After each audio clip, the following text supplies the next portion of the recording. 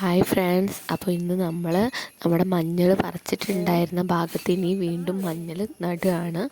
അടുത്ത വർഷത്തേക്ക് വേണ്ടിയിട്ടാണ് നമ്മൾ മഞ്ഞൾ നടുന്നത്. അപ്പോൾ അതിൻ്റെ വർക്കിലാണ്. അമ്മയാണ് മഞ്ഞളിന് തട എടുക്കുന്നത്. ഞാനതിലിങ്ങനെ വിത്ത് ഇടുന്നുണ്ട്.